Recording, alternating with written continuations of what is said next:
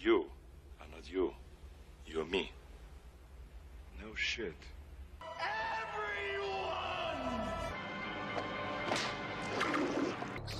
Hightailed it out of there.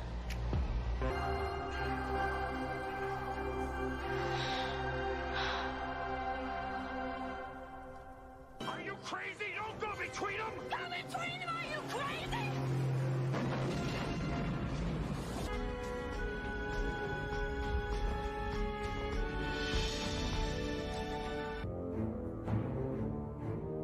Welcome to my home.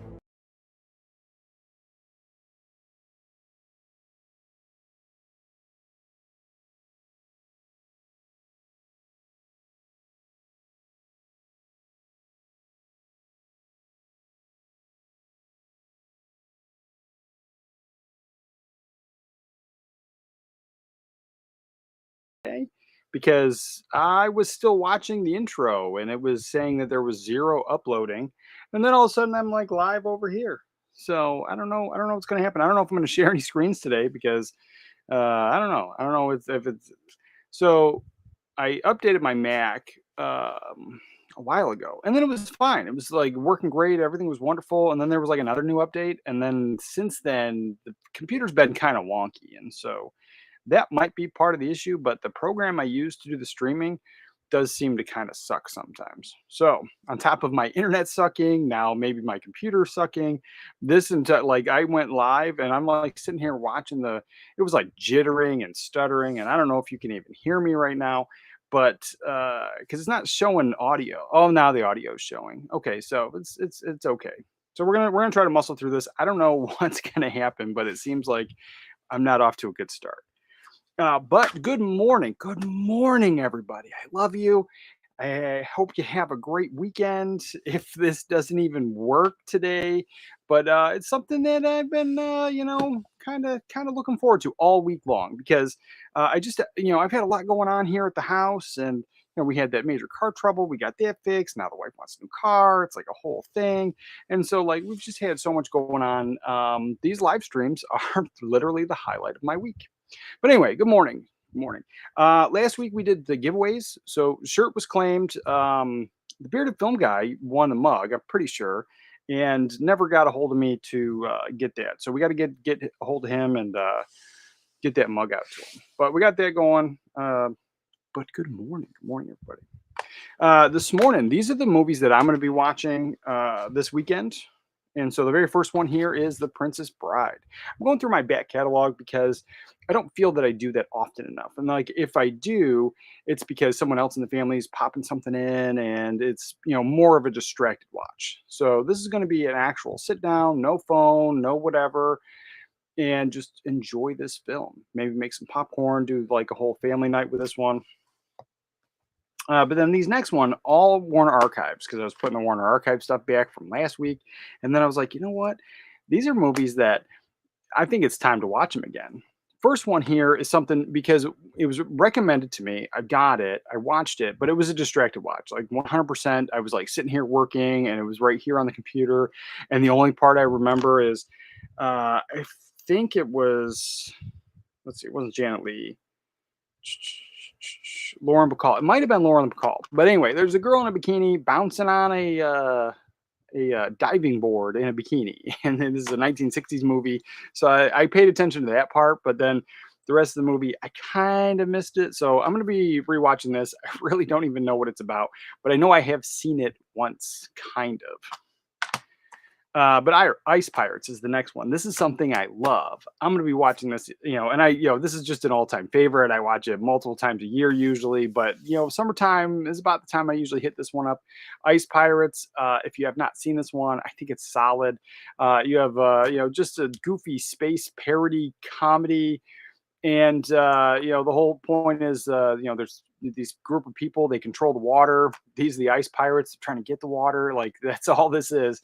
And I just think this is one of the best films, to just pop in on a good, summer night. Well, anytime you can watch it anytime. But I somehow, for whatever reason, I like to watch this in the summer. And then, speaking of summer movies, this one for me kicks off the summer every single year, because that's how it was back in the day. I remember this played on TV all the time. It would play like kind of at the beginning of summer and then kind of at the end of summer, and I would just catch it on TV back then. And so then I finally, bought this as soon as it was available. One Crazy Summer. Now I had this on VHS for years, but once this one came out, phew, I had to have it. And so this is just a top-notch comedy. You got Demi Moore, John Cusack, Bobcat Goldthwait. But that's my favorite scene in the entire movie. So you can see here, I don't know if you've ever seen this movie, but he's painted as he's dressed up in his Godzilla suit.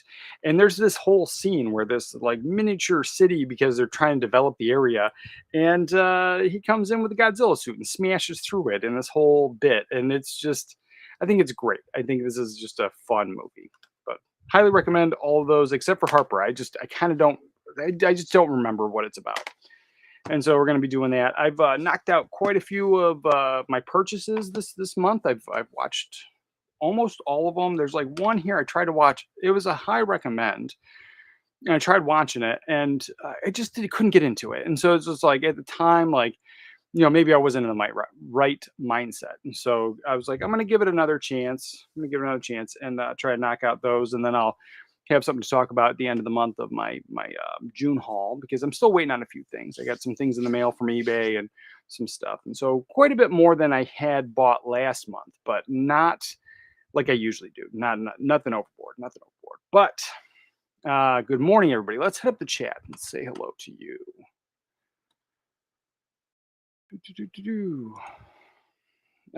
Psycho Not Your Daddy. Nice.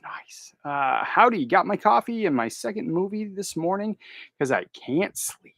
Nice. I mean, not nice that you can't sleep, but nice that you're, productive. Coffee and another movie. Great. And good morning, Thomas. Good Saturday morning. Good Saturday morning. Yes, for sure. And Sitho Brick, good morning. Morning, everybody. Good morning. Everyone's all here. I'll count it. I will count that one. Everyone.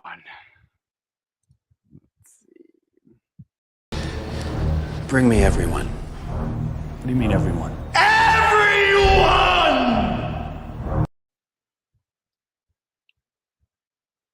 Yeah, it seemed to play on here fine, but on here it was like jumping and stuttering and everything. So it does seem to be that new update kind of seemed to mess things up, and I don't think I can go back.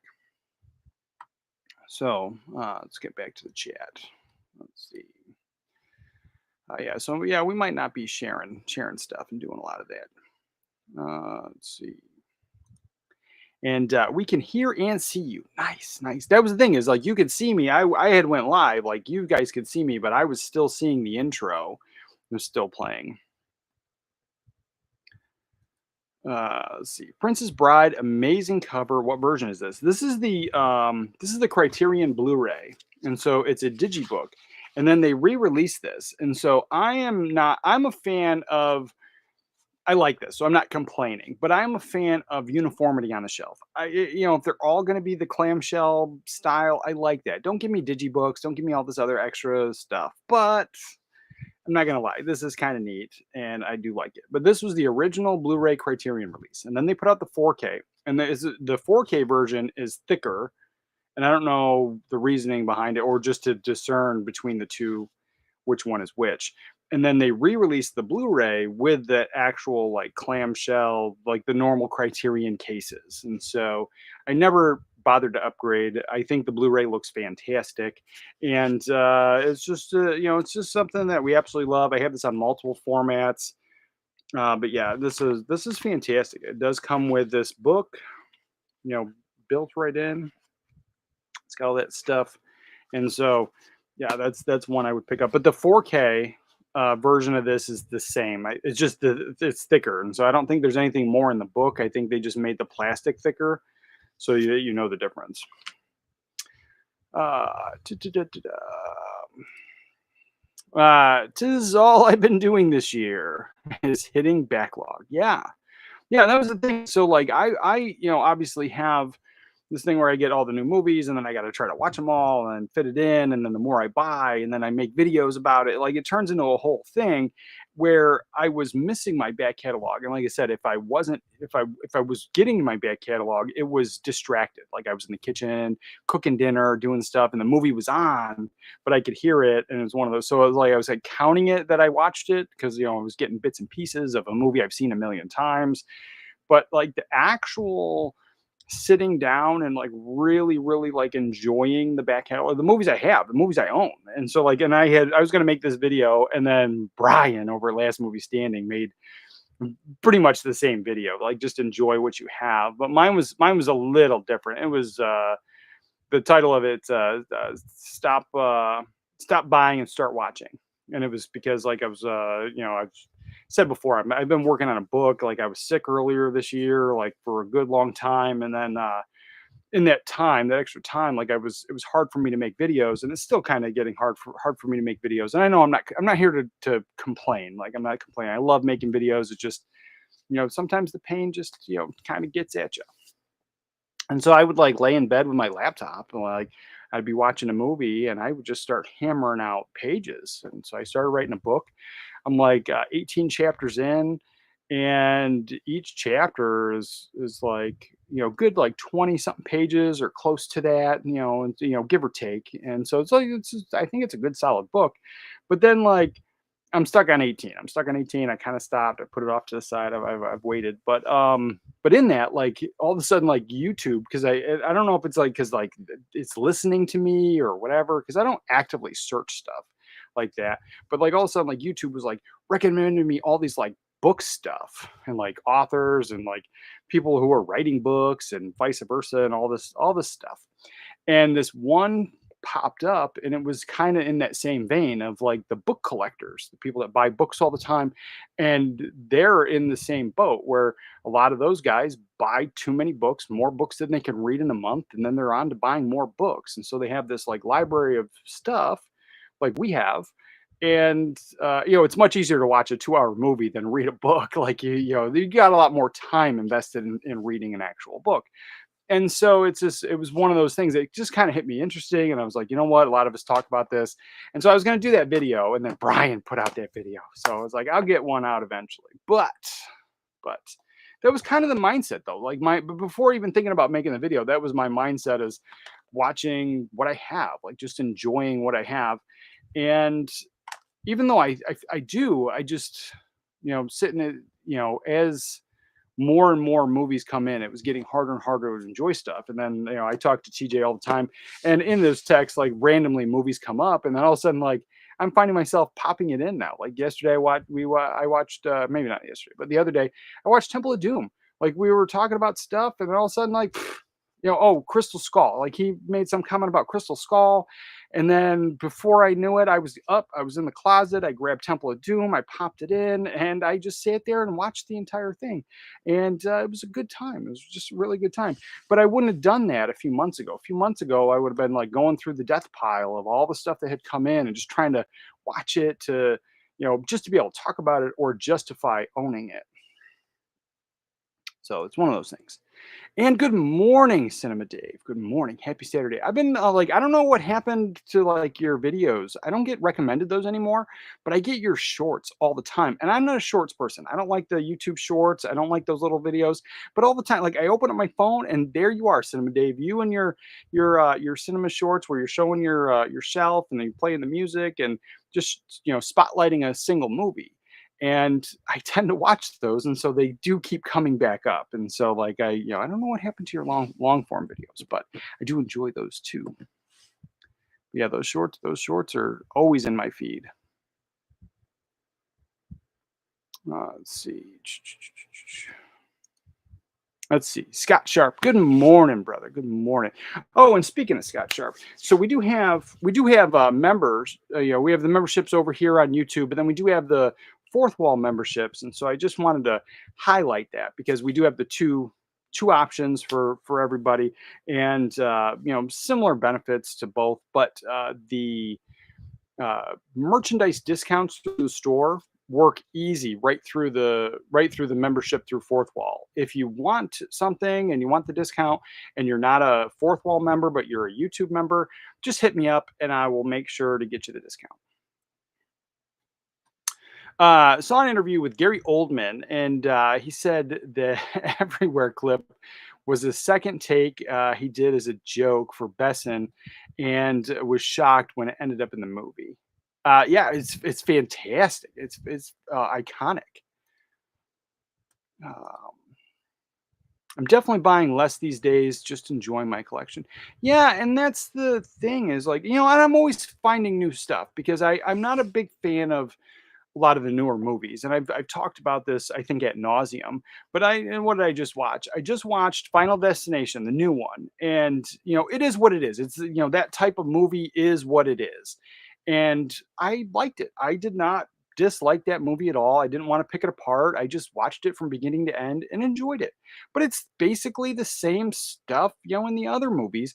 And this one, I think it had enough of a twist and enough of a good story to kind of you know, not be its own thing, but not just rehash everything that's been done before. And so I did. I really enjoyed it. And I do not enjoy many new films. And then I watched How to Train Your Dragon, the live action. Now, I've been very vocal on those live actions. I watched them because of my daughter. And I hated it. I absolutely hated it. There was no reason for that movie to be made. And I was bored with it. It's forgettable.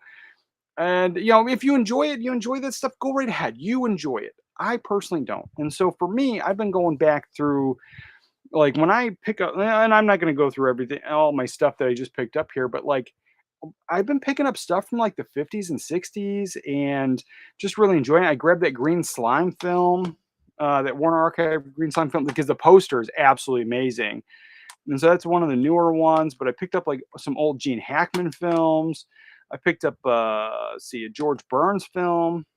Oh, I did pick this up, and I'll show this off because we only had it on VHS, and it was cheap. It was cheap enough. Now I bet you the 4K is like right around the corner, but this was like I don't remember exactly what it was, but it was cheap enough, and so I picked up The Mask, and I had such a really I had a really good time with it. Like we've just been watching it on VHS for the longest.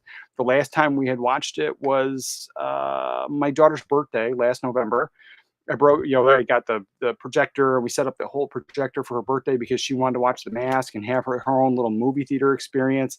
And that was just fantastic. But I don't want to break out the projector every time I want to watch The Mask.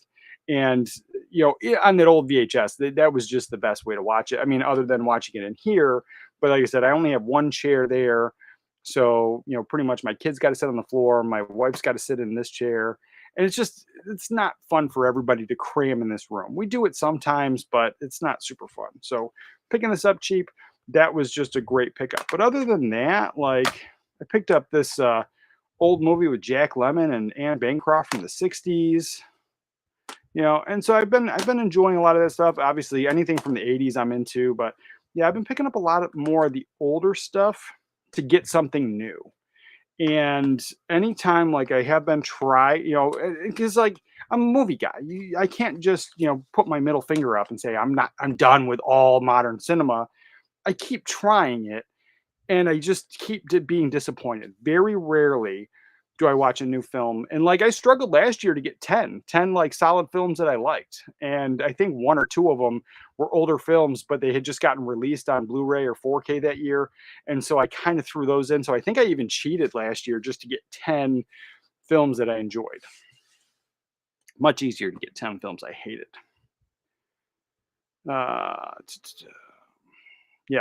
Buying less is where I'm at. Watching stuff, social media feeds got me to watch Kiss of the Dragon for the first time. Oh, it's such a good one. I love Kiss of Death. I bought like the social media feeds it has caused me to buy certain films.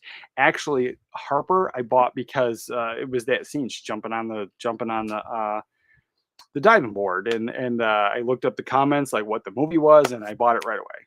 So so I have done that many a times of like, what is this? There's like this one, and it's like hard to find. Now I forget it completely, but it was this amazing performance, and it was like a hot button issue kind of thing. And so it was just like, whoa, how come I never like heard of this? And it was an older movie, but the Blu-ray is like long out of print, and like they were asking like $300-400 for it. So I was just like, that is nuts. And now I forgot the name of the movie specifically, but I would definitely pick that up on VHS. Like that little clip of that social like had me scouring the internet for this movie. And Blue Corner. Good morning, brother. Good morning. It's somewhat my project for 2025. I can't buy a physical release unless I know I actually gonna watch it within a short amount of time. Save me quite a bit of money that way so far. Yeah, me too. Me too. Like so far, and like I said, I got a couple other things, so I've already paid for them, but they're not here yet. But just yeah, I got my coffee cup and my water. But just so far, like let's see, this month I got 1, 2, 3, 4, 5. Oh, and I picked up more of these white cases for my Disney Blu-rays. Let's see, 1, 2, 3, 4, 5, 6, 7, 8, 9, 10, 11, 12, 13 movies. And I've watched them all. Except for the one, Hanky Panky. It was highly recommended, and I couldn't get into it. I'm gonna give it another try. But it's a movie with like Gene Wilder and Gilda Radner. It's one of those like older comedy movies. So yeah, saved a ton of money so far. I was like, we ended up like going out to dinner like a couple times because like I'm like, what am I gonna do with all this extra money?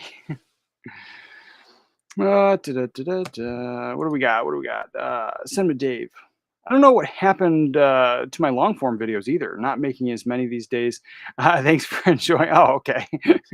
Thanks for enjoying the shorts. It's fun to make those. Yeah, that's the thing. And I was like, for me, I've just been, family, like everything has hit me hard. And so I do apologize. And I appreciate everybody for sticking around. And because I know like if I don't make videos, like people just stop watching and stop caring. But appreciate you guys for sticking around.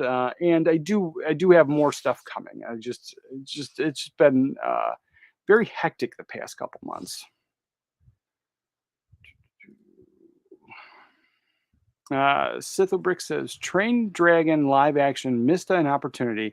I think it's not giving us a point of view using, say, a drone and camera from Toothless as he flew as opposed to traditional third person. Yeah, that's the thing is like and I hate to just beat this dead horse, but they went through that whole thing of like, we don't want these people to work here. These are the people we want to work here. And those are the people that weren't creatives. And so they went through that whole thing. They fired a bunch of people and they out, it was a whole controversial thing during that whole woke era, and people were complaining and people were quitting. And then you had all these people that were like, we have to tell our stories. And then they were bragging that they weren't going through source material and they weren't, they had to tell their story. And that's been a thing. And so I see it dying off. And so I'm not here to complain about woke and all that stuff, but I see it dying off. But then like this, where you have the leftovers there, that maybe they're not pushing woke agendas, but they have no creativity. And so like I was watching that How to Train Your Dragon, and not only was I bored with it, like it's like you said, like there's different things that they could have done, missed opportunities. It would have been cool. Like what you just said with the drone and that different point of view would have been really cool. But then like what was it? It was I don't know, there was something I mentioned and my wife was like, "Oh yeah, you're right." No, it was oh, I felt that because like the cartoon had did it so much better, and then they did similar scenes, or they it just was just off enough where they're like, "This is our thing," it just seemed like they watched the movie on fast forward and didn't listen to it and didn't understand it, and so then they just picked up bits and pieces, and so then they told their story, and it's that same thing where, like, the characters don't match up, it didn't feel like there was any heart to it, and even though there's, like, serious moments, like dragons are burning people, they're killing the dragons, like, there's, like, serious moments there, there's still levity, and none of that shone through in that live action, I thought. Let's see, what do we got? Brandon, the anime guy. Good morning, brother. Yo, good to see you. Yeah, and if like people have asked me anime questions before. I am not the anime person. Go check out that guy. He is a plethora of knowledge when it comes to anime. Nick B. You ever see the movie Mutant with Wings? Hauser? Oh, I don't. I maybe. Kind of sounds familiar, but then at the same time, I might have just seen the title and then moved on. Mutant. I just watched a 70s cult film last night, and it was interesting, to say the least. A mutant with wings.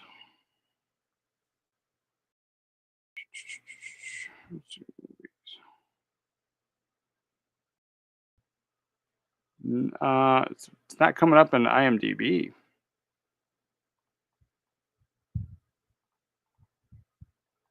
Yeah, no, I guess I haven't seen it. It's not even coming up in IMDb. Maybe I'll just Google search it. Let's see. Mutant with wings. Hauser.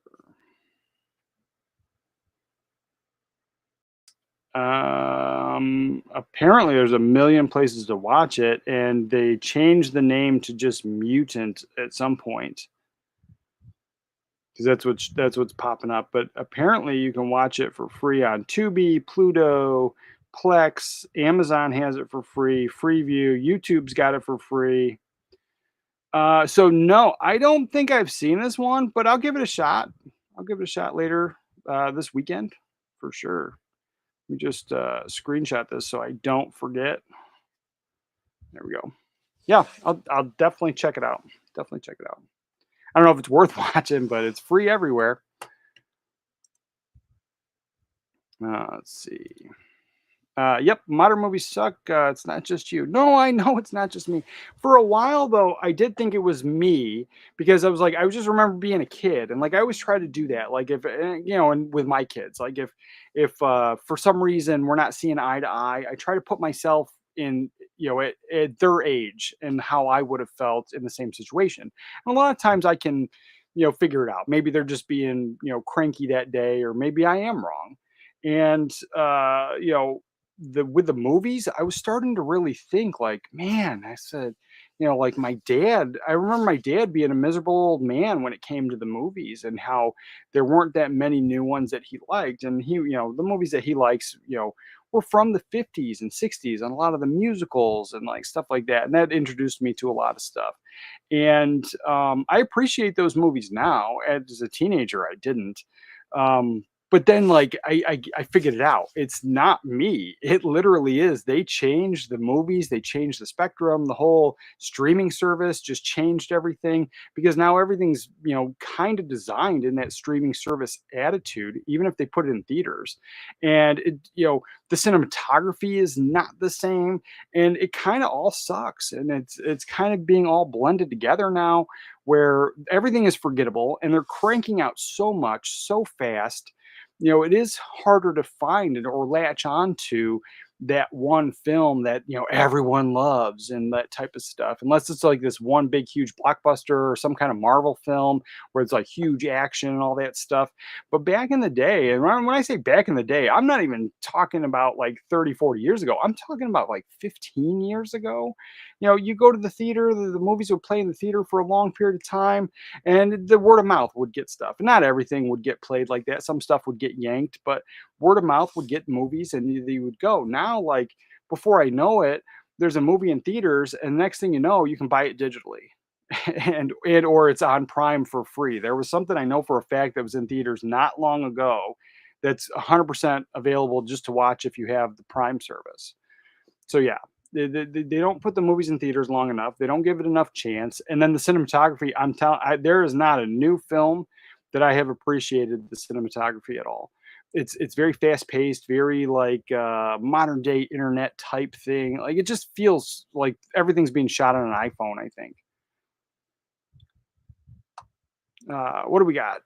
Darren G. Good morning, brother. Good morning. Tonight we're watching Jaws. It's 50th anniversary after all. Well, everybody's been talking about that, and I will add that to the list. We'll watch that tonight, actually. It's one of my wife's favorites. It's a good film, a great way to kick off the summer. Yeah, Jaws is a good one to add. And good morning, Video Pro. Good morning,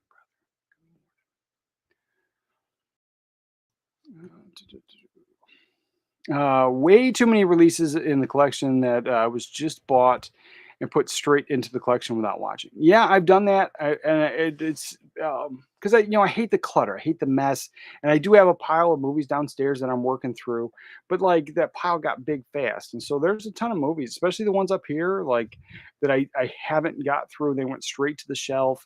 When I do my haul videos, like if I'm able to talk about it, and then I've seen it. But there's definitely movies that I haven't even showed off in a haul video because I was kind of embarrassed that I bought it and haven't watched it yet. But then there's times where, and I was going through this, and I realized this about myself, where that it was almost like that FOMO thing where I was like, oh, I see it and I got to get it now because maybe I won't be able to get it later, and it's a fair price. I got the money. It's whatever. But then it comes in and I'm not in the mood to watch it.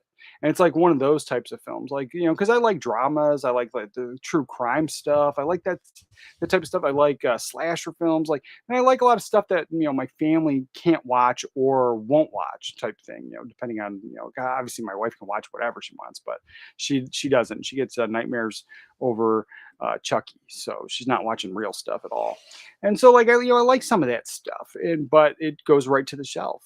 It goes right to the shelf because when am I going to watch it? I got to be in the mood, and then I got to basically find time where I'm, not with the family. Like 10 Riling's Place, I owned that for like a year before I watched it because it was like a true crime killing movie, and it was good. It was real good, but it was based on true events in Britain, and one, I think my wife would find it boring. It wasn't like gory. It definitely wasn't like one of those things, but it had that like psychological thriller type stuff going on with it. Yeah, way too many releases just hit the shelf and don't get watched right away. So yeah, through this, like doing it this way, I've watched everything. You folks are not watching the right modern movies. Great stuff out there. Just have to look beyond the multiplexes, do some trials, and check out boutique streaming services like Mubi. Yeah, that's the thing. I've seen a lot of that stuff. I'm not just going to the multiplexes, but like I don't know. Even though I've said it before, those A24 movies, they do not hit me right. I don't know. I think they're I don't know. I think there's something that they're just not for me. I keep trying. I have like one or two A24 films in my collection that I think are okay. And then I think there's one that I know I think is pretty good. And other than that, like I was like every single one I've watched, I'm like, I don't get this. This is for like I feel like when you watch Good Will Hunting and that bar scene where you have that like pretentious college guy, I think that's your A24 guy. And I think I'm Ben Affleck over here where I'm like, I like movies and I like talking about movies, but all that like weird pretentious stuff that they're talking about, it's not for me. And I don't have a Matt Damon to come, save the day and, tell the A24 guys, hey, whoa, whoa, whoa, whoa, whoa. So I was like, I just kind of stay away from the A24 films. I keep watching them though. I'm not happy with them, or I'm not happy with them. I just like, I leave disappointed. And like that last one, I tried a couple times. I fell asleep. I keep falling asleep right around the same points. And it's that one with Jenna Ortega, the unicorn one. Like it's a silly fantasy type movie, and it's whatever. And then I keep falling asleep. I can't even get through it. So the brick. As I'm moving back to physical media, I'm buying and getting more than I can watch soon. But it's stuff I know I'll watch. I had Rain of Fire, Necessary Roughness, and Ski School show up today. Nice, those are solid pickups right there. Yeah, no, especially when you're starting back into collecting, like it's easy to overbuy and then you'll watch it eventually because you have 30 days in a month on average, and you can just you just pop in a new film every day, and that's fine. But when your collection gets big, it's harder to cycle through that, especially if you're focused on all the new stuff. And then, like, I said, for me, it's try focusing on the new stuff because then I got to justify buying it. So then I guess should talk about it at least. And then it turns into more of a chore. And not as fun. It's not as fun. What has been fun is talking to TJ, texting, and then randomly a movie pops up in our conversation. And then I go get it and I pop it in and I watch it. And that has been more fun for me recently than buying anything new. Like I said, all the new stuff I bought, nothing was like super new. All the stuff had been out forever.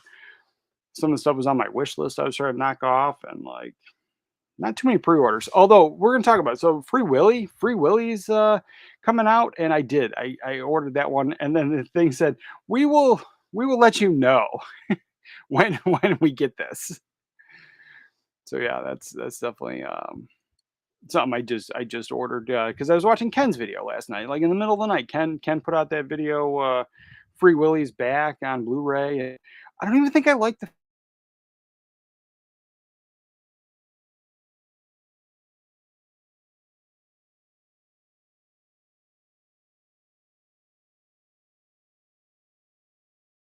ever buy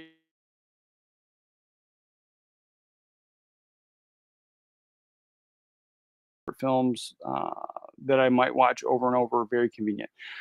No, not usually. Not I have paid if it's been like a $5 one. I have done that sometimes, but very, very, very rarely. And most of everything from my digital library is on iTunes because the digital codes that come in the movies, like that's what I have.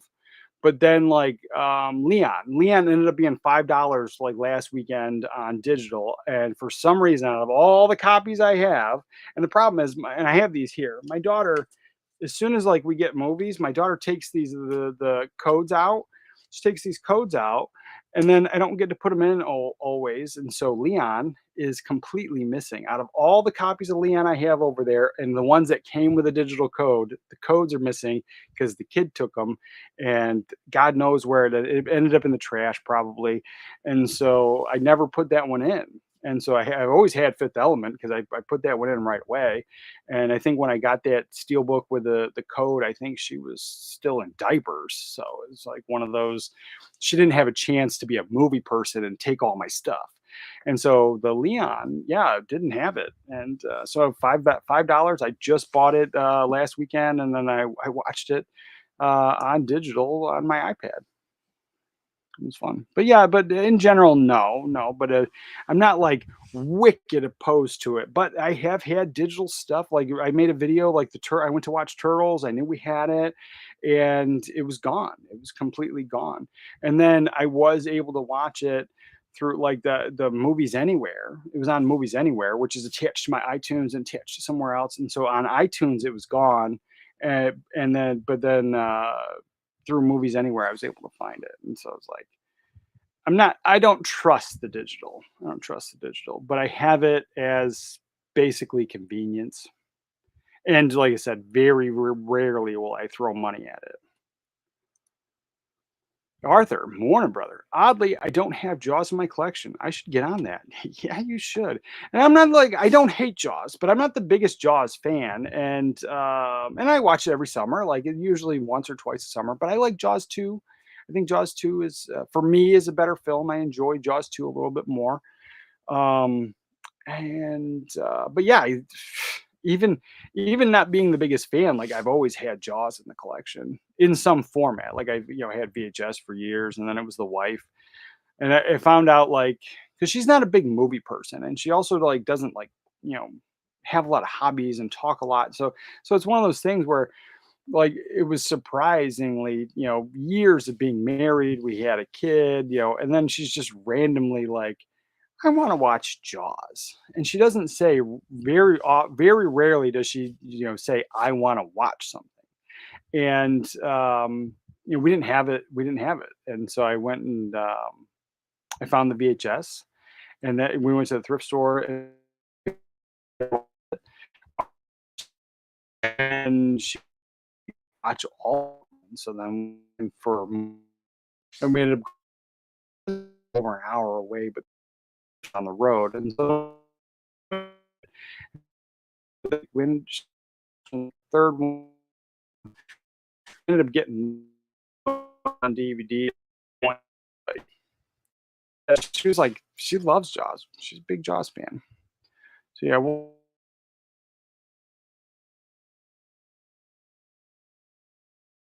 it was enjoyable this weekend. Still hitting the back catalog. Nice, nice. Yeah, I was like, I hear good things from it, but obviously they're claiming it's like the best movie, out right now, and that I've seen like a few of those like promo things where like number one movie, and so it's like I kind of expected it to be a lot. There's a lot of buzz behind it. There are a lot of true fans of those original films, and so I'll get to it. But I'm not the biggest zombie guy, and so I'll get to it. But I do enjoy zombie films, but I'm more into like comedy stuff, comedy horror, comedies. The zombie comedy specifically is just fantastic. But yeah, I'll get to it. I'll get to it. I don't own any of the movies, like the 28 days or 28 weeks or whatever that one is. I don't own any of them. I've seen them all once. And so I think that'll be the same with this one. One and done for me. Scott says, I bought 28 Days Later on Fandango last night. First ever digital buy. It was fantastic. I wanted to see it before going into 28 years later next week. Yeah, I mean, that's if you can get a cheap one digitally, and it's hard to get the DVD or the Blu-ray. Like I totally get it, but I at that point I'd probably rent, something like that. Let's see. Did you watch or like Monkey Man? I skipped that one. I skipped it. I don't know if I'll skip it forever. Oh no, you froze a bit, but you're back. Oh, well, awesome, awesome. Yeah, my internet is not going to be good today. I don't know if I'm going to share some stuff. We might. I'll just talk about it, but I don't think I'm going to share the screen if that's the case. My internet's going to keep going. So right now it's saying upload is at 85%, and normally we're sitting at like 93, 98 in that range. Oh, I see. What else to say? Oh, let's see. Let's see. You should watch Deadly Animals. It was really surprisingly good. I almost watched because there's another animals movie that I was trying to watch about a heist in this where it's a true story where they steal books from a library. It was like a college library, and so that's what I was looking for. And I think I happened to see that movie poster, but like I didn't watch it. If that's the thing. Let me double check. Deadly Animals. Dead.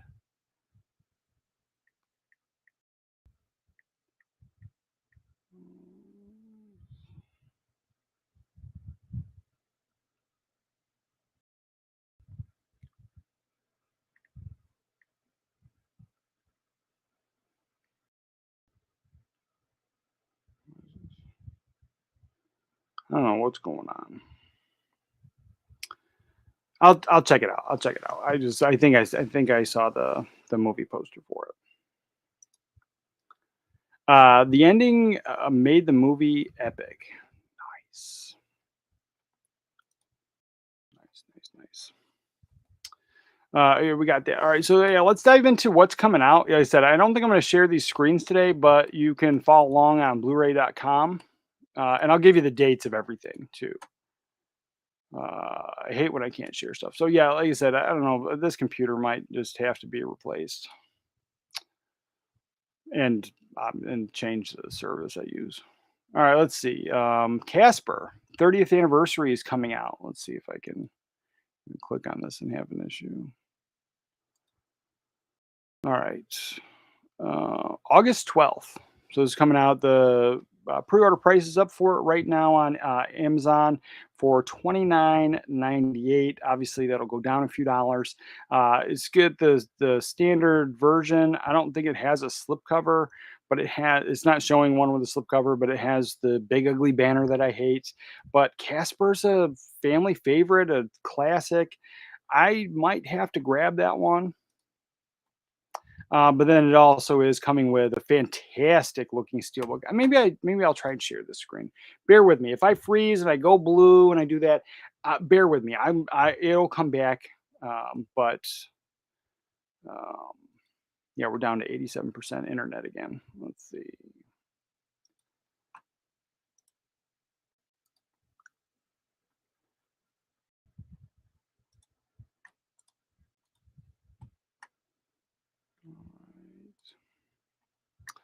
Okay, so yeah, I think the steelbook is absolutely fantastic. If I was a huge steelbook collector, this would have been a day one purchase, no brainer, pre-order. I love it. I like the movie. I got nostalgia for it. I just, when I was a little boy, Christina Ricci and I think we're the same age, and I just had a crush on her, and so like I just had that, always had that. All the Christina Ricci movies back then, I thought were great, and then it was like about the time like we were teenagers where those movies were coming out, and I just like kind of fell off, and I wasn't into them. But yeah, though that movie, Adam's Family, huge fan, huge fan. And I loved that house. I loved how that whole house. I remember being a kid and just thinking it was fantastic. Absolutely fantastic. Oh, let's see. It's called Dangerous Animals. Yeah, I think I did see that. Let's see. Not that I saw the movie. That I saw the poster for it. Let's see. Dangerous Animals. Yeah. Yeah, I'll have to check this out. I'll have to check this out. Yeah, I almost did, but then I don't know what happened. I didn't watch it. No, I'll check it out. So yeah, thanks for that. Thanks for that recommendation. Did 80s just praise a steelbook? I will give praise where praise is due. I'm just not buying steelbook. They're so fragile. You look at them and they break. But I think the art is fantastic. I can't deny it for sure. All right, so we got that one. So that one's coming out. Like I said, pre-orders are up now, so definitely snag that one. This is another huge one. I think a lot of people are going to pick this one up. 32.99. I don't understand the difference in the price. The other one was 29.99. This one's 32. I don't get it. But anyway, so that's your pre-order price. August 12th for this one as well. This one's coming out of Universal Studios. You got the big ugly banner. I'm not seeing a slipcover. I don't know if that's a trend. If slipcovers are going to be going away, it doesn't bother me. But I know a lot of people love the slipcover. But yeah, the big ugly banner, I just wish it would go away. There's no reason for it, especially now when most things are bought online. Like there's other ways to say, steal digital code and all that stuff. And like I said, they used to do it with a sticker back in the day, and I get it's a cost cutting measure to print it on the paper, but I hate it. But yeah, I think that's a fantastic movie. I don't know if I need to double dip on it. It's not often. Actually, I don't know if I have the Blu-ray. Let me check. CLZ. So I think the last time I even watched it was at my in-laws.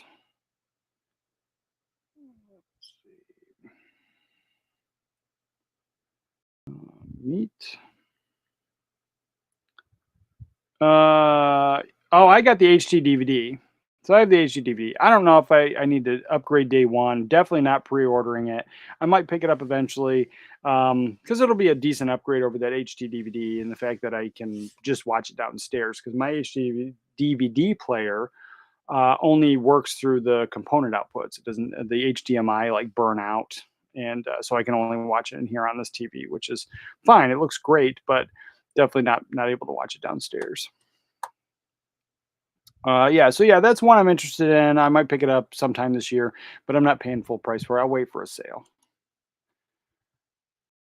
That's the new rule. If I own the movie, unless it's like something that really needs an upgrade, like oh the Mask, I enjoyed watching the Blu-ray, and a huge upgrade over my VHS, but popping it in downstairs on my OLED 4K television, there was some soft focus scenes and some stuff where I'm like, maybe this could use a 4K. So that would be a day one purchase for me, 100%.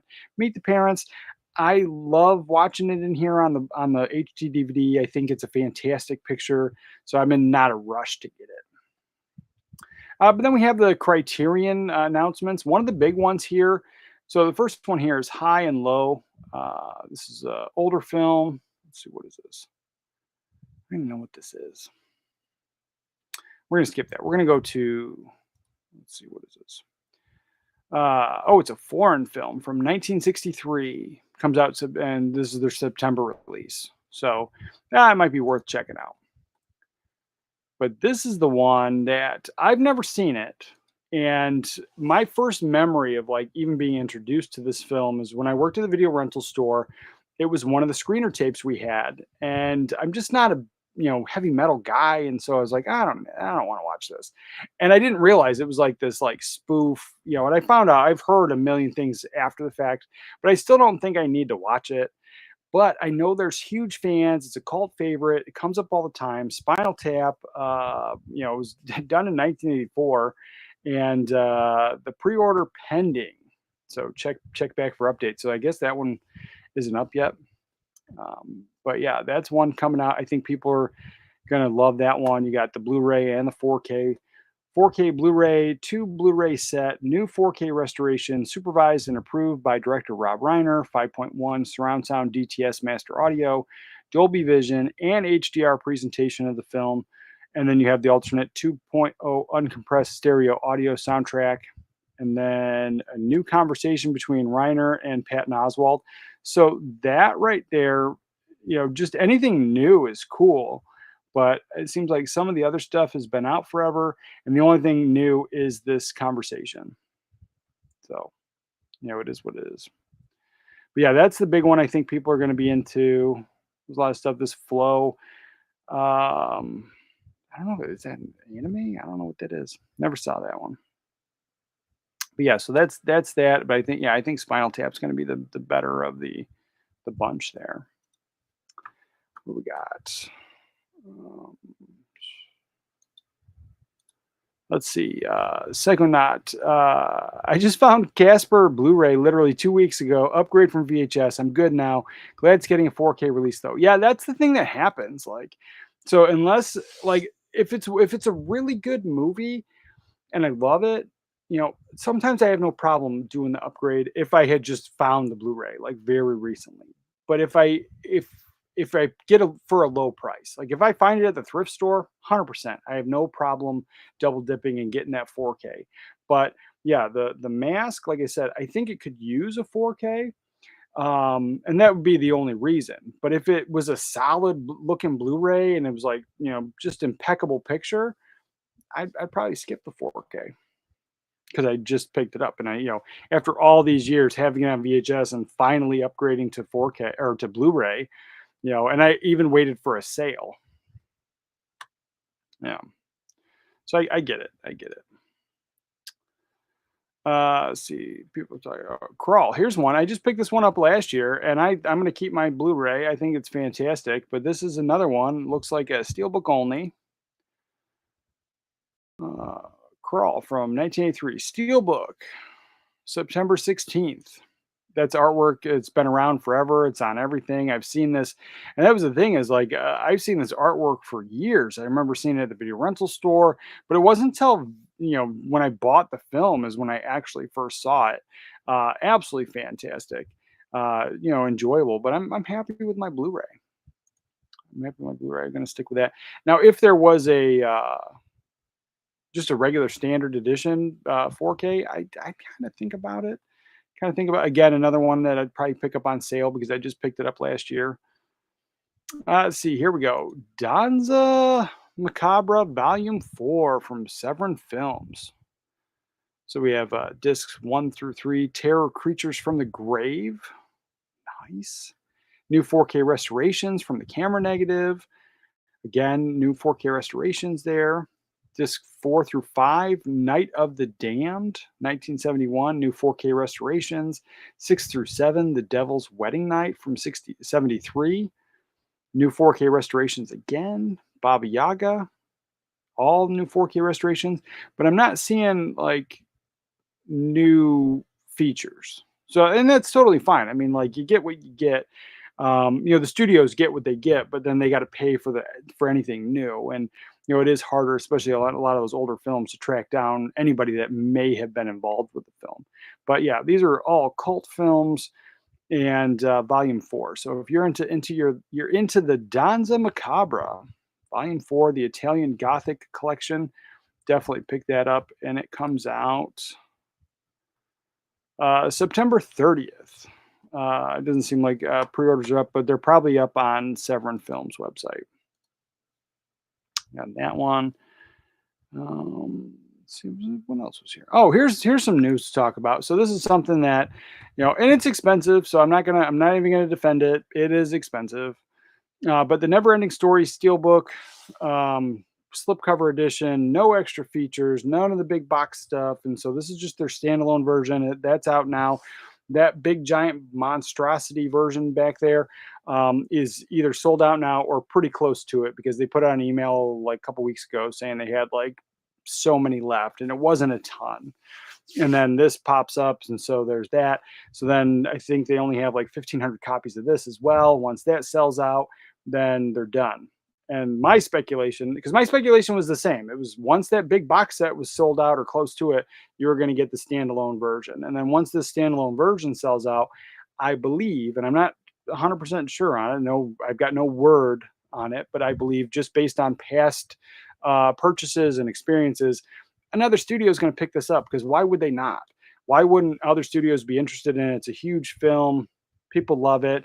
I could see Arrow Video putting this out. I could see Shout Factory, at very minimum, I could see Shout Factory putting this out. And so it's one of those things that I just think that they have all the rights to it right now. And once they sell this out, that's when you're going to start to see maybe some of those other companies picking it up. Because I mean, why would they not? And I think like this version of because they Imprint themselves did this restoration for this one version, and so I believe if like any of the other studios have to get the rights, I think they might have to pay Imprint a little something too. So why would they not? Why would they not? More money's more money. But this version is like $80, and so it's a very big expensive version. Let's see. Well, what's going on? I haven't checked out the Imprint thing, but I'm pretty sure it's like $80. It's very expensive. Hopefully, I don't freeze. Oh, I don't want to do that. We won't try and freeze me. We'll just use the phone. Let's see. Imprint Films. But it is a fantastic movie. I can vouch for the 4K. It's a fantastic. I think they did an excellent job, and a high recommend. If you missed out on the big box set because you didn't want to spend all that kind of money, I do recommend picking this up. But at the same time, Imprint is always expensive. Imprint Films. Let's see, what is this?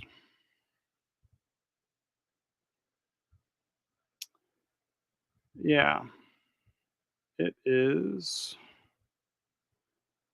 Change it to US dollars. It won't change.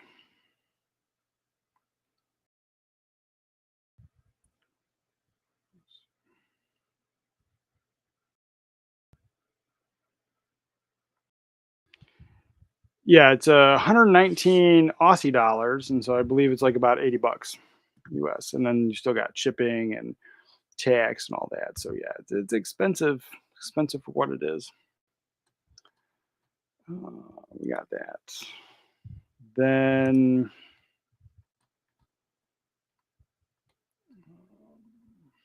Eureka's announcements. So we got looks like some Hong Kong cinema there, and nothing I'm familiar with. Nothing at all.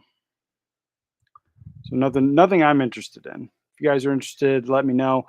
But this Flaming Brothers has a new 2K restoration of the film, and Furious Fantastic Swords and Warriors. Yeah, or Furious Swords and Fantastic Warriors: The Heroic Cinema of Chang-Chi. Yeah, I would watch both of those for sure. Men from Monastery and Shaolin Martial Arts, King and Eagle and Iron Bodyguard. 2 discs. Yeah, I definitely watch those for sure. So those ones I'd be interested in, and they come out September. September. Yeah, all the other ones I wasn't even familiar with at all or interested.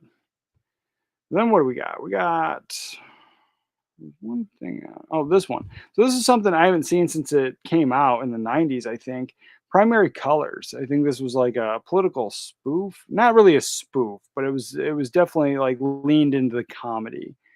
Um, and that's kind of all I remember from it. But like again, it was like political, and I was like a teenager, so I didn't really care. But yeah, I think I remember it was a good film. It's just I don't think I was, I think I was a teenager, not in the right mindset when it came out. And so I might check that one out again. Not a day one, 27.99 pre-order price. I'll get it eventually because I would like to revisit this. This one's coming with a new 4K restoration from the original camera negative, new audio commentaries, new interview, new interview with Primary Colors author Joe Klein, and interview with actor Adrian Lester. So you're getting a lot of new stuff from people involved in the film. So yeah, that one huge, huge interest for me. Let's see, what do we got?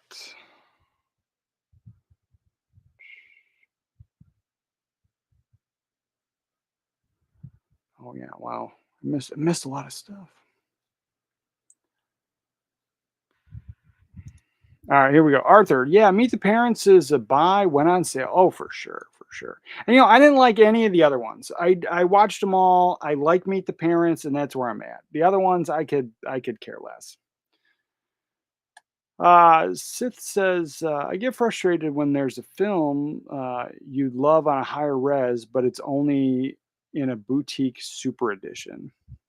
Mm, I get it, but those are the ones where I'm like, I love it, so I got to get the super edition, and the never ending story for me was a big no brainer. But then like on average though, it's like those like $50 big chunky box sets, like those are good. I think those are good. If like all of them were coming out like that never ending story set at like $200+ and giant big things, nah, I don't need them all. I don't need them all. But yeah, that would be frustrating too. I always mix up crawl and call. I was about to say Kevin Sorbo. Nice. Yeah, yeah, yeah, yeah, yeah. I don't think I have call, but I definitely I picked up crawl last year. 80s. Any thoughts on the Orbit DVD and Vinegar Syndrome debacle? Vinegar Syndrome doesn't want Orbit selling other boutique titles. Well, I don't have much skin in the game, but what I understand is Orbit DVD is an online retailer at face value. And so that would be like, any of the other companies that go into a big box retailer like Best Buy and saying, all right, you can't sell Sony TVs anymore because I say so. Like, I think that's nonsense. They're an online retailer. And so they should be able to sell whatever and do whatever. And this other company shouldn't have any say whatsoever. If they don't want to do business with each other, that I then end their business agreement. I totally get that. But one company saying you can't sell this, I think is a little nonsense. But to each their own. I mean, I'm not knocking Vinegar Syndrome. I'll still buy from them, and Orbit DVD. I'm not knocking them either. I will still buy from them. So it's one of those things. I think it's at face value. I think it's a little silly, but that's where I stand with it. That's where I stand with it. I'm looking forward to non-imprint, never-ending story, but I also would love to see something like Titan AE. Oh, that's pretty good. I think we have that one. I haven't seen it in a while. But I think I like that one. I remember seeing Titan AE in theaters. Imprint never ending is 120 Aussie dollars. Yes, It is nuts. I can't even justify it. Like I could argue the big giant box set because it's not for everybody. It's for your big collector. But this is a standard steel book in a slip box set for $120. I just don't. I don't have words. Just don't have words. Don't. I mean, maybe they paid a ton of money to get the rights to it, and then whatever it costs to restore. Like, I mean, maybe they're just trying to make their money back, but like at some point, like it just feels more than like it feels more than enough. Like the big $200 box set, sure, but like I don't know. I wouldn't do it. That's my own personally. I like Imprint. I love most of everything that they do. That I think is very. I think it's out a little bit outrageous, personally.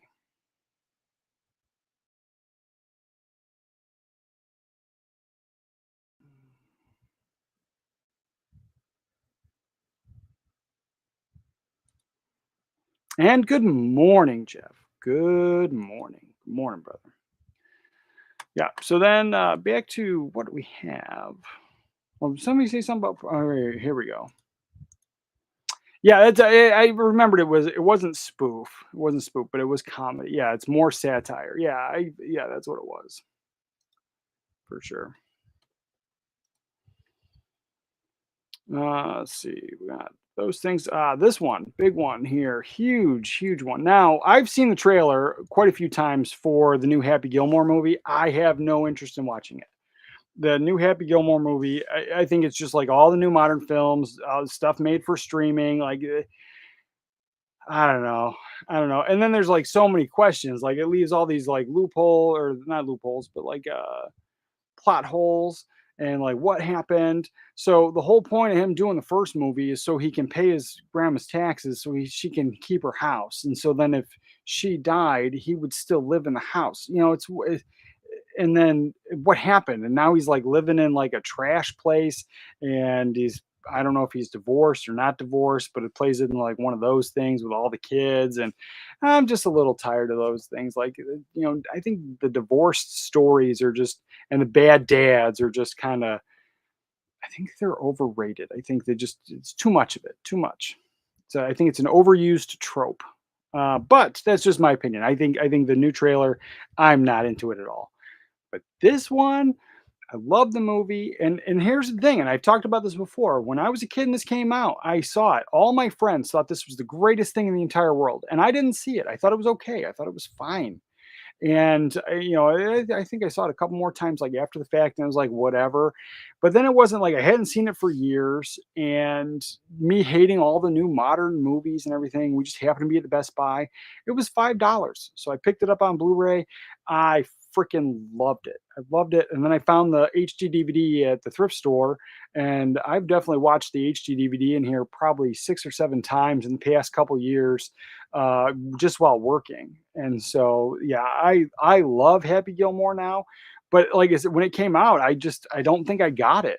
And so it's just I don't know if it's that shift in me being older or what, but all my friends loved Happy Gilmore, and so it's just I don't know. But then all the new modern cinema, Happy Gilmore is just one of the funniest films I've ever seen. So this one I'll be picking up for sure. And there's a new Happy Gilmore movie. No, yeah, Happy Gilmore 2. Watch the trailer. It's disheartening, but people are excited for it. People are really excited. These new, and just in the trailer, it just seems like the new cinematography. It just doesn't feel like a movie. It feels like a TV show for Netflix is what it really feels like. All of this new stuff. And I can't blame Adam Sandler and anybody involved. Like, getting a paycheck is getting a paycheck. But for me, I'm not going to watch that movie. And this one, the 4K is coming out August 19th. Super excited about that. That'll be a purchase. I don't think it's going to be a day one purchase because, I don't think I need to spend $30 on it. But I'll pick it up early, and depending on the month, like if I haven't bought anything, yeah, I'll probably pick that up because I do. I love the film, I really do. And this one, you're getting new audio commentary by author and filmmaker Brian Connolly and Billy Gilmore podcast. Interesting enough. 6 deleted scenes, outtakes. I don't know if on the Blu-ray how much extra features there is. Uh, a new 6K restoration. That'll be interesting to check out. But I'll be watching it in the HDR because lately I've been really liking the HDR a little bit more than the Dolby Vision. 5.1 surround sound. I think that's on the Blu-ray, and it also includes the original 2.0. So, yeah, this is definitely something I'll be picking up sometime this year for sure. What else we got? And Coneheads. I love this film. I have the Blu-ray, and that was one of the ones that I felt like took forever for the Blu-ray to come out. It finally did. I grabbed it, and so yeah, I'll probably pick up the 4K on it.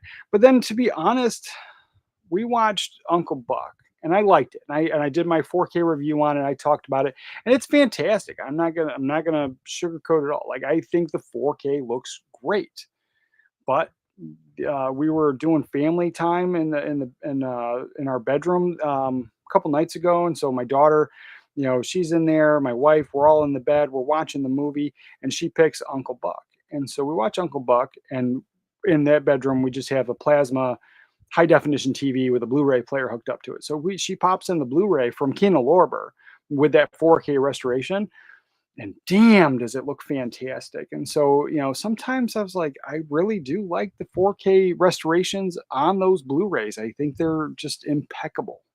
Impeccable. Yeah, so that's one. Oh, I didn't see when it's coming out. When is this coming out? Coneheads. August 19th. Yeah. August has got some good, solid stuff coming out. And then this. My internet's crappy, so I don't know if we're gonna play the trailer, but the new Naked Gun. I haven't seen the trailer yet. New Naked Gun. I don't know. I wasn't into the old Naked Guns. Like that's not kind of the humor I'm into. But I am curious enough because I'm not a huge Leslie Nielsen fan, but Liam Neeson has some like comedic chops. Like his timing is solid, especially when he's like serious, but it's also funny. Like Liam Neeson can pull that off really good. And so it has potential. I might get out. I'll give it a watch, but like I know I hated the original Naked Gun. I don't like the airplane movies. Like, and I know a lot of you guys do enjoy those films. That's the great thing about cinema. But like, uh, I'm morbidly curious, so I'll definitely give this one a watch. But yeah, I'm not gonna play the trailer because again, I think my internet's garbage today. And that was it, I think. Is that all? Yeah, I think that's it. If I missed anything or there's something on the thumbnail that I didn't talk about, let me know and we will hit that up. Let's see. What we got? I've not really been a fan of Adam Sandler comedy, but some of the drama films. Have you seen Rain Over Me? No, I didn't see that one. With Sandler and Don Cheadle. Yeah, I like the actors, like and Liv Tyler. It's a good but hard watch. No, I've not seen that one, so I'll check it out. The other one that everyone talks about is the Uncut Gems. It's fantastic. It's a fantastic movie, but it's a one and done for me. Like I don't have any reason to rewatch it, but it is a fantastic movie. Um, let's see. I think I grew out of comedies. I can't watch them anymore. Most I can do is Cannonball Run or Stoker Ace. Common denomination is Burt Reynolds. Yeah, and so those are great. And so what I have noticed is like just like with the raunchy comedies, like I think I have grown out of a lot, not all of comedies and raunchy comedies and stuff like that. But as I go into older films, I'm enjoying those so much. Like this one here, I thought was absolutely fantastic. Mother Jugs and Speed, hard to find film. It's I found the VHS, but it's not streaming anywhere. I'm sure you can find it online somewhere. But yeah, it's a hard to find film, but I enjoyed it. I thought it was fantastic. And there's a lot of those like older comedies that are like from the 60s, like family films. Like we've been watching a lot of those and they're listed as comedies and they're not laugh out loud. They're not, they're situational funny. There's definitely no fart jokes, which absolutely I hate the toilet humor, and that's in almost all the modern stuff. And so, yeah, going back through those older films, you don't have all that garbage, and you have simpler things. Like I just watched, I think Bob Hope was in it. It was called like Six on a Lamb or something. It's a silly movie, but the premise is he finds like a good amount of money in the parking lot, and he's a banker, and he tells everybody at work that he finds the money, and it's legitimate. He legitimately finds it, and then like a certain amount of days go past, nobody claims the money. It's his money. But then there's somebody at the bank that's embezzling, and so then they blame him, and then everybody assumes it's him because he found that money and he like bought a new car and did some stuff. He doesn't have a wife. I think she passed away or something. But he's got a bunch of kids, and he's got a um like a maid, like a live-in maid kind of thing. And then he goes on the run because the cops are now coming after him. And but it's a simple misunderstanding. But he's being framed by somebody from work, and it was enjoyable. It was very enjoyable. There was another movie with like the bag switching, and I forget the name of it now. Marty sent it to me. It was a movie with um, I don't know, it was a Warner Archive movie, but Barbara Streisand's in it. Barbara Streisand's in it. It was a bag switching movie. That was just fun. It was fun and fantastic. And so I've been enjoying a lot of those comedies a lot more than the 90s stuff. And because a lot of the 90s stuff relied on not toilet humor, but edgy humor.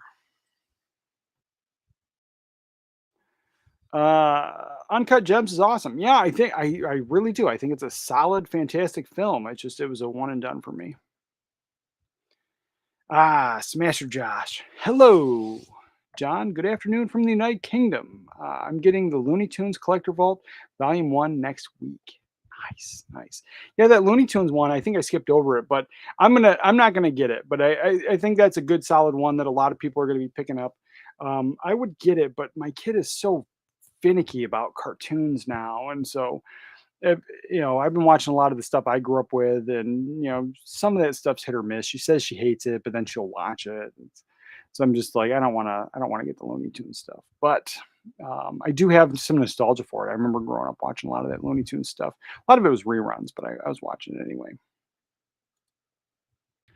They're also rebooting I Know What You Did Last Summer. I just got frustrated watching the trailer. I was like, man, no good ideas anymore. Just recycling movies now.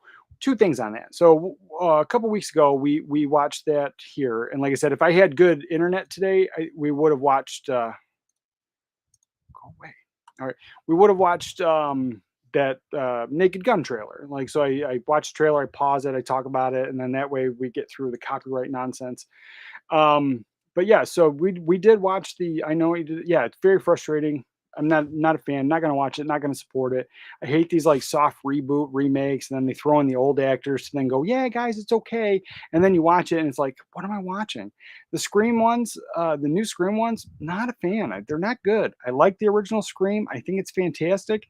I watch all four of those original Scream movies every Halloween, and they're my favorites. And I do enjoy four. I'm not apologetic about that one. I understand it was not big when it came out, and it's definitely one of the least favorites. But yeah, four I think is absolutely solid. I think it was ahead of its time. Like as you watch, like people are YouTubers now and trying to be on it. I think that none of that stuff was like really big back then, and so it was.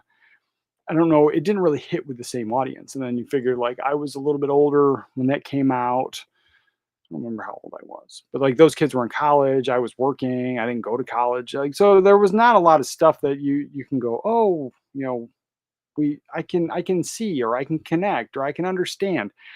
But I enjoy the film. I think it's great. Let's see. And the other thing about the recycling movies and not good anymore. There was an article that was put out that Hollywood says that they're not going to put out new stuff because population. So apparently, we didn't have enough babies and new people to watch films that they refused to make new stuff. And that was what the entire article was. And it's a nonsense article. It really is. It's just some stupid justification because they want to use AI. We've talked about this. I made a video the other day. They've put out tons of articles. They're admitting it. It's not even just like speculation or conspiracy stuff. They're saying they want to use AI to slim down the production cost and everything else. And they're talking about using it to make the films and change the original films that we had before. And so, the reboots, the remakes, the constant recycling of stuff is they're going to keep doing it. They're just going to keep doing it because there is no creativity anymore. They don't want to use creativity. They want to use the AI. They want to save money. It's all about money. And they're not even like let's reboot and recycle, movies from 100 years ago. Good ideas, good movies back then that people haven't seen. Why don't we redo those? And not for a modern audience. Like, why don't we redo them well? Or that, or like the Walt Disney method of like finding old books that are really good and then turning that into a movie. No, we don't do any of that stuff anymore. And it's just kind of very frustrating. Uh, was that an article in the Onion? No, no. Like that's it's hard to wonder if stuff is farce anymore. Or, like, is this parody anymore? And you're like, maybe it is, maybe it isn't. No, I read the article. It wasn't parody, but they were basically saying that yeah, you didn't have enough babies. There's not enough people to watch the movies. They're not going to make new stuff. They're just going to keep rebooting stuff. Let's see. Same 1 through 4 is all I own. I'm good. I'm just keeping them in my rotation. Oh yeah, sure. And I've got the 4K upgrades on 1 through 3. I'm hoping 4 gets a 4K upgrade sometime. And I think those 4Ks were top notch. I think they were pretty solid. I really enjoyed having them. But yeah, that's all I need. And like I picked up those other ones because I like Jenna Ortega, and I was like, I like that. I watched it. I don't like the new ones, and the like last one, I didn't even buy it. I was like, I hate this movie. And it's the same thing. It's just like tricking you into, oh, this is going to be good. It's not. It never is. Never is. It all feels like a Netflix TV show. I'm sure Disney will remake the original Star Wars trilogy at some point. They've talked about it. They've definitely, that's been out for a while. That's something they were interested in doing. Yeah. Redo films that had a good idea but were poorly done. You're right. There's so many films like I've seen that like have an amazing idea. The execution wasn't quite there, and so the film kind of fell off. It didn't get that word of mouth, like it didn't get that love. And even stuff that didn't even fall into like cult status, where there's like a bunch of people that love the film and they're always like, "Oh, you got to check out this hidden gem." Like there's films that just kind of disappeared, but they had decent idea. Yeah, remake that. No, they never do. They never do. They take because they think if they take something that is good and remake it, then of course you'll like it because it's the same stuff. No, it's not the same stuff. It never is. I'm over it. I'm over it. I hate reboots and remakes. I hate the live action from the animation stuff. I'm just not a fan. Not a fan.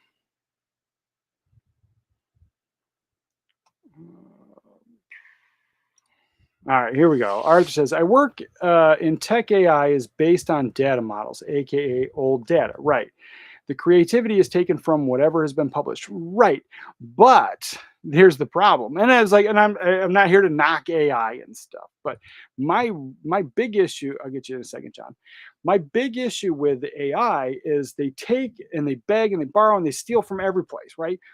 But creative people do that too. Like I'm telling, I go back to the Indiana Jones conversation. Like George Lucas, Steven Spielberg, they openly admit that like Sierra Madre and like there's like a whole bunch of things that they pulled from and things that they watched and enjoyed to create Indiana Jones. But in the difference between people doing it and AI doing it is AI is just pulling it around and just sticking it together. There is no human connection with it. And so, like the thing with George Lucas and Steven Spielberg, they still had their real life experiences. And so that goes into play when you're writing something or you're creating something. You can take an idea that's been done before, but then you also, even like unintentionally, have your own personal experiences, or you have a fight with your family, like that type of stuff stays with you and it comes out creatively. You're never going to get that with AI. So while I think AI is a great tool, and I'm not saying to get rid of it, but just like CGI, it should be used very sparingly. And they're talking about like Wild West, just let's create movies with AI. I'm out. All right, what do we got? John says, already watched Jaws 4K for the anniversary. Also watched Jurassic Park. That DTSX audio still kicks ass. Nice, nice. Yeah, we watched Jurassic Park the other night. We don't watch it that often because my wife likes the movie, but if we watch it towards bedtime, like she actually has nightmares. It's one of those things. So we did watch it a couple nights ago. Yeah, but definitely solid. Definitely solid. Yeah, and we'll be watching. We'll definitely be watching the what is it? The Jaws. We're watching Jaws today. I'm probably gonna leave the stream and go watch Jaws. What do we got? Though I'm not looking to see how bad they ruin my favorite Tom Cruise movie, Days of Thunder sequel, if they actually do it. Been a NASCAR fan since '90s. Modern day NASCAR ain't like it used to be. I'm not a NASCAR guy. I'm not a sports guy in general. I'm not a sports guy, but I do like some sports movies, and Days of Thunder is one that I should get. I want to get I should get the 4K. But I have the VHS. I have the VHS, and I just haven't upgraded yet. But yeah, I like that movie, and I remember when I was a kid when it came out, I watched it. My mom rented it. I watched that movie when it came out, and who's in that? Is it John C. Riley is in that movie? It's a good movie. Still haven't watched Beetlejuice 2. No interest. Yeah, not worth it. Not worth it. It was just a hodgepodge of who's who, big name actors, little Tim Burton-esque stuff, and then it just didn't feel like Beetlejuice. Didn't feel like Beetlejuice. Sorry, ranting. My bad, man. No big deal. No big deal, brother. Unless there was another rant that I missed.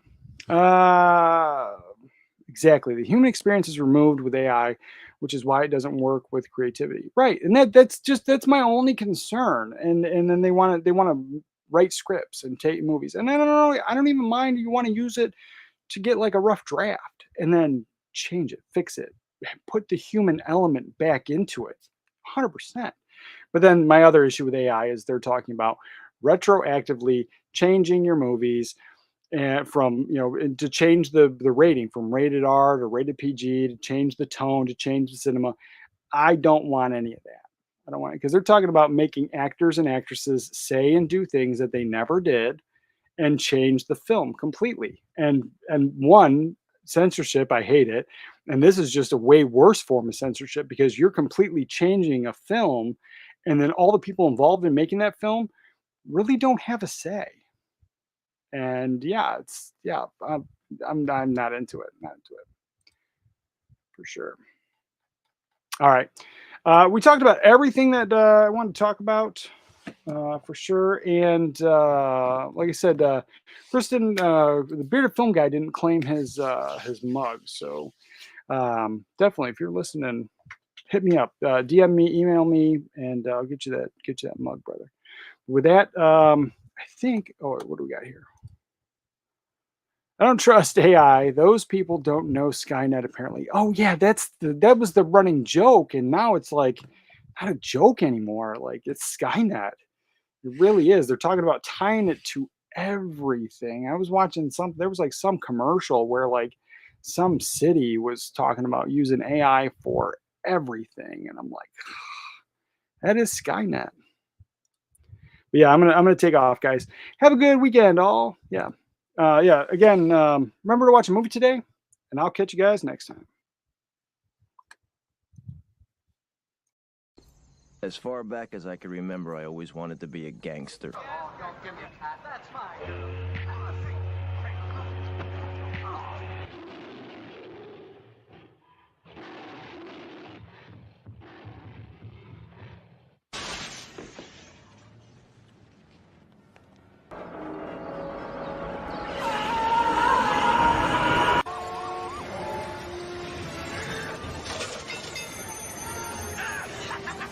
have to go now. Goodbye.